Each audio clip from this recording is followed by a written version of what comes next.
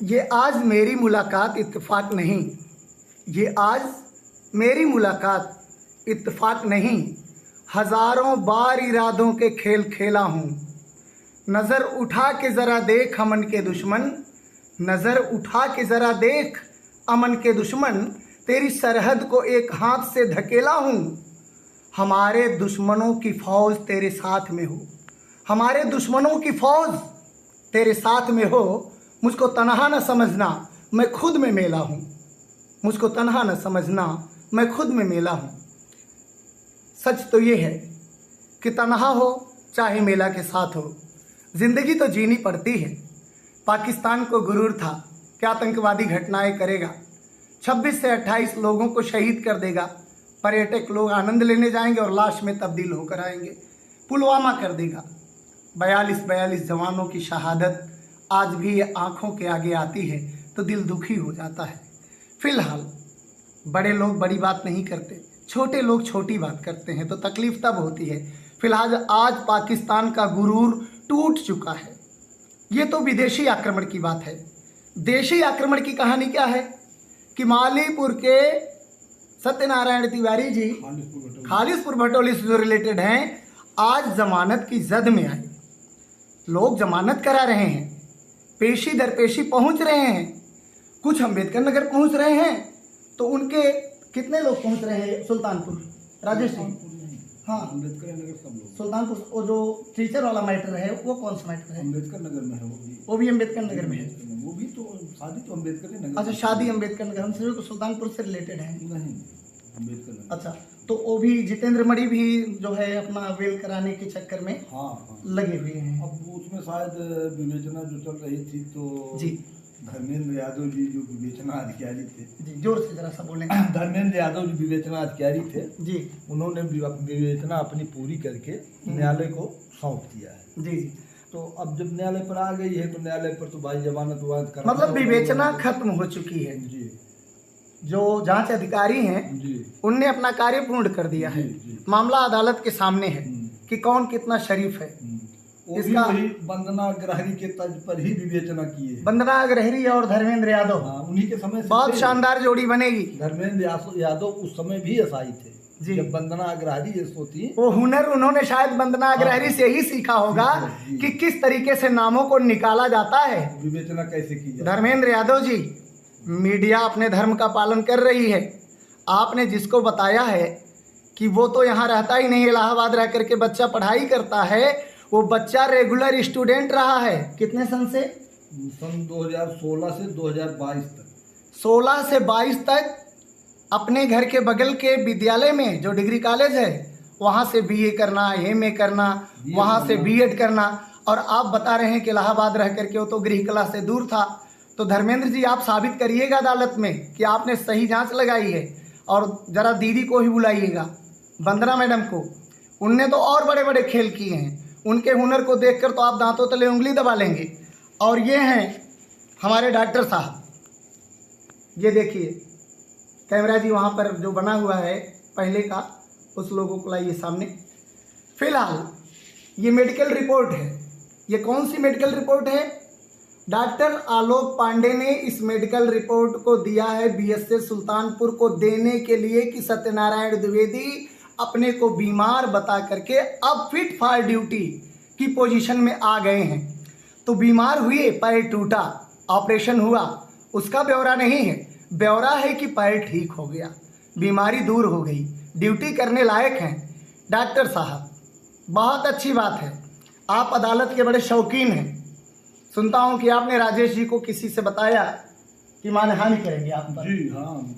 तो डॉक्टर साहब आप पर मानहानि करेंगे? हाँ, तो कह रहे थे 3-4 बार जब सूचना मांगे उसके बाद हम उन पर FIR करके मानहानि का दावा करेंगे। जब कोई इनसे जनसूचना मांगेगा, जो सरकारी धन के चोरी का मसला है, गबन का मसला है, तो इसमें ये जनसूचना नहीं देंगे, बल्कि जनसूचना मांगने वाले पर मानहानि दायर करेंगे। क्या पता कल को इनका दिमाग बने कि लाइए पत्रकार को भी लपेट लेता हूं, पत्रकार पर भी मानहानि कर दूंगा। बहुत हाईलाइट कर रहा है। तो जिस पेड़ को छांव मिल रही है जहां से, उस पेड़ को ही काट देंगे, वो दरख्त हट जाएगा तो राजेश जी वापस हो जाएंगे। पीड़ित वापस नहीं होता पंडित जी। डॉक्टर साहब, सुनता हूं आप ज्ञानी आदमी हैं, बहुत अच्छी पढ़ाई लिखाई किए हैं, MBBS MS होना साधारण बात नहीं है, बड़ा वक्त आपने दिया है। लेकिन किसी अपराधी को अथवा किसी आरोपी को अथवा सरकार के गबन जैसी स्थिति को छुपाना, उसका साथ देना, तथ्यों की चोरी करना, साक्ष्य को मिटाना, डॉक्टर साहब बहुत बड़ा अपराध है। फिलहाल अभी तक आप कितने मुकदमे लड़े हैं और कितने मुकदमों में आपने कितनों को फांसी करा दिया है, इसका अंदाजा तो मुझे नहीं है, लेकिन ये मान करके चलिएगा कि अदालत में खड़े होकर के आपको किसी वकील के नहीं, ज़रूरत पड़ेगी तो हो सकता है मैं इनका निकटस्थ हूँ, आप लोग अब तक इल्ज़ाम लगाए हैं कि मैं निकटस्थ हूँ, हो सकता है मेरी ही सवाल वकील भी करे, हो सकता है वकील हमारे वीडियोस को देख रहा हो, इनका वकील इस वीडियो से कुछ अध्ययन करता हो, तो आप अपने ज्ञानी जनों से पूछ लेना कि आप कैसे बचेंगे, जनसूचना देने से आप कैसे बचेंगे। बाकी आपको कोई कुछ नहीं कह रहा है, आप तो महान है डॉक्टर साहब, कनक मैटरनिटी महान है, इसमें कोई शक नहीं, आप बहुत काबिल हैं, काबिलियत पर सवाल नहीं है, लेकिन ये गंदगी का हुनर आपने कहाँ से सीखा, इतना गंदा कहाँ से आपके मन में आया कि हम सरकार को चूना लगाने वाले व्यक्ति को मदद करें। क्या मदद कर पाएंगे आप? चलिए, जो भी करते हैं बड़ी अच्छी बात है। अगर डॉक्टर साहब वास्तव में आप जनसूचना नहीं दिए अंत तक, तो ब्राह्मण आदमी हूँ, 21 रुपया ला करके आपको दूंगा और चरण छूंगा कि वाह महान है गुरुदेव, आप तो गुरु सत्ता के लायक हो गए। क्योंकि मैं भी सीखूंगा फिर आपसे कि कैसे इस तरीके का अपराध करके बचा जा सकता है, उस हुनर को सीखने के लिए मैं आपको उस्ताद चुनूंगा। बहुत गलत लोग हैं इस दुनिया में, अपने स्वार्थ को साबित करने के लिए ब्राह्मण हैं, रिश्तेदारियां जोड़ेंगे, नज़दीक हैं, आपका घर नज़दीक है, जुलहिया से लेकर के खालिसपुर भटौली और यहाँ उस्मापुर देवरहा से लेकर के रतनपुर तक ये एक कॉम्बिनेशन बन रहा है। बहुत सारे रिश्तेदार और दोस्त हो सकता है आपके चरण पकड़ते हों और कहते हों कि भैया मेरी लाज रखना, पेंशन भी चली जाएगी, जेल भी जाना पड़ सकता है, मुश्किलों का दौर आ जाएगा, रिकवरी हो सकती है। लेकिन डॉक्टर साहब आप अपनी सुरक्षा के लिए क्या इंतज़ाम किए हैं कि सरकार आप पर नज़र न डाले? भाई हैं आप, कहीं ना कहीं मन करता है कि आपको आगाह करूं। फिलहाल आप बहुत समझदार हैं, लेकिन अब तक कितनी समझदारी अदालती आपको है इसका अंदाज़ा मुझे नहीं मिल रहा है। ये बताएं कि कितने नाम निकाले गए थे? पहली बार 4 निकाले गए थे। कौन कौन का? जितेंद्र मणि का, वंदना दुबे का, अर्चना दुबे का, रोली दुबे का। नहीं, ये वंदना दुबे कौन है? वंदना दुबे ये उनकी मतलब आपकी बेटी की क्या लगती है? ननद है, मेरी आपकी बेटी की ननद है। उनका घर कहाँ है? उनकी शादी रतनपुर हुई है। रतनपुर माने विवेक दुबे बारी के साथ। सहीजन? नहीं नहीं, हाँ। रतनपुर, अकबरपुर रतनपुर। अकबरपुर रतनपुर अम्बेडकर नगर में जी। किनके साथ हुई है? विवेक दुबे के साथ। तो विवेक दुबे जो उसमें पार्टी है, केवल उनकी पत्नी नहीं, थी? उनकी पत्नी है। थी कि हैं? हैं अभी नहीं, उसमें तो इन्होंने वंदना अग्रवाल ने विवेचना करके 4 लोगों का नाम बाहर कर दिया फर्जी बयानों पर। फिलहाल आज स्थिति क्या है? तारीख कब पड़ी है? तारीख 30 मई को है। उनकी तारीख? हाँ, उनकी माने जिनका नाम निकाला गया है?